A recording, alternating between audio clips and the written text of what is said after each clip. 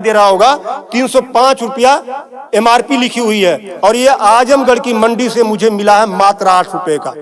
कितना percent commission आप खा रहे हो? ये ऐसा क्यों है? इस पे भी चर्चा होती है। ये देखिए आईबी सेट है जिसके माध्यम से ग्लूकोज ब्लड वगैरह चढ़ता है शरीर में, इसे कहते हैं आईबी सेट। इस पे जो एमआरपी लिखी हुई है वो 198 और यहाँ आप देख सकते हैं 198 रुपए की ये आईबी सेट मुझे पड़ी है मात्र 12 रुपए की। फिक्स्टर वीगो सेट लगाने के बाद जो उस पर टेप लगाया जाता है यह मुझे पड़ी है 6 से 7 रुपए की और इस पे एमआरपी 71 रुपया 50 पैसा। यहां भी आप देख सकते हैं। मैं इसलिए आपके बीच आया हूं। इसी प्रकार से बहुत सारे हजारों 2-3 हजार दवाएं ऐसी हैं जो 100 रुपए की दवा है 3000 की बिकती है। बाइकिल धागा जब आपका ऑपरेशन होता है जिससे आपका सिला जाता है वह 150 रुपए का आता है, उसकी एमआरपी 1045 रुपया आप यहां देख सकते हैं।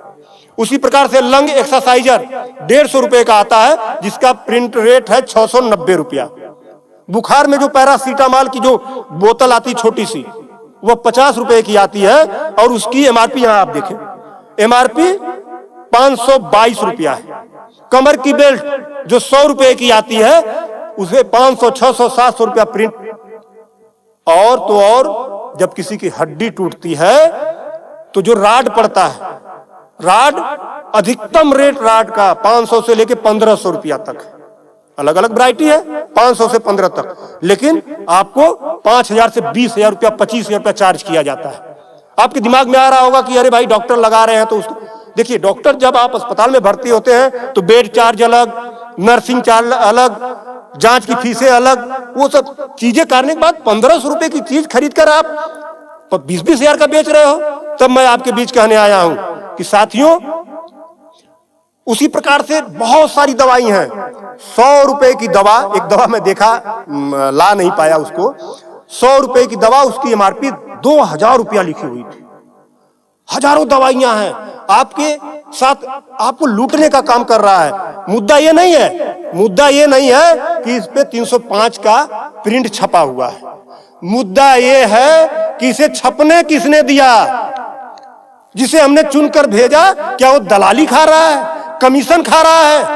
8 रुपए की चीज 305 रुपए का प्रिंट वो छपने क्यों दे रहा है? ये चोरी से थोड़ा ना बिक रही है, खुलेआम बिक रही है। तो ये जिम्मेदारी सरकार की है। इसीलिए मैं कह रहा हूं कि आइए, और ये मुद्दा किसी सपा भाजपा कांग्रेस किसी नेता का थोड़ा ना है, ये भारत के 140 करोड़ जनता से जुड़ा हुआ मुद्दा है। आपको आगे आना होगा और आगे आने के लिए आपको इस वीडियो को अधिक से अधिक शेयर करवाना होगा, अधिक से अधिक लोगों को बताना होगा। इसलिए नहीं कि मेरा ये प्रचार हो जाएगा, ऐसा कुछ नहीं है। इस मुहिम को जब ये वीडियो शेयर होंगे, सोशल मीडिया एक ऐसा प्लेटफॉर्म है जिससे सरकारें हिल जाती हैं।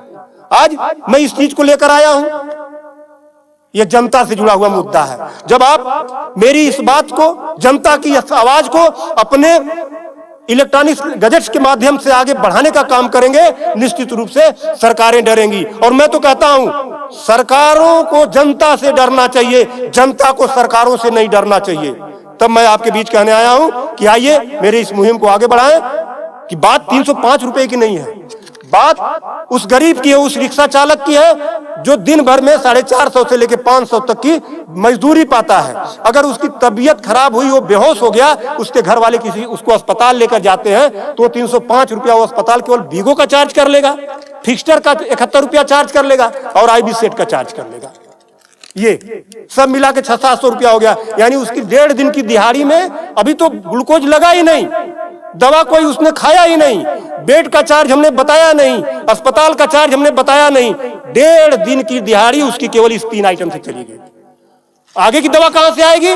तब उसका बाप खेत बेचेगा, उसकी बीबी गहना बेचेगी। इस तरह का लूट खसोट। और मैं तो कहता हूं शर्म करो ऐसा करने वाले लोगों। 8 रुपए की चीज 305 की बेचते हो। आज आपके अस्पताल में अगर जो दाई है उसका वेतन 7,000 है, यानी प्रत्येक दिन 210 रुपया। अगर उसकी तबीयत खराब हुई, वो आप ही के अस्पताल में भर्ती होती है तो उसकी 3 दिन की दिहाड़ी केवल इन 3 चीजों की लग जाती है। कुछ तो शर्म करो, कुछ तो सोचो। स्वास्थ्य, शिक्षा, सेवा का क्षेत्र है, लेकिन आपने इसे लूट का अड्डा बना दिया है। सरकारों के मिली भगत से ऐसा हो रहा है। तो मेरा निवेदन है आप लोगों से कि इस वीडियो को अधिक से अधिक शेयर करें ताकि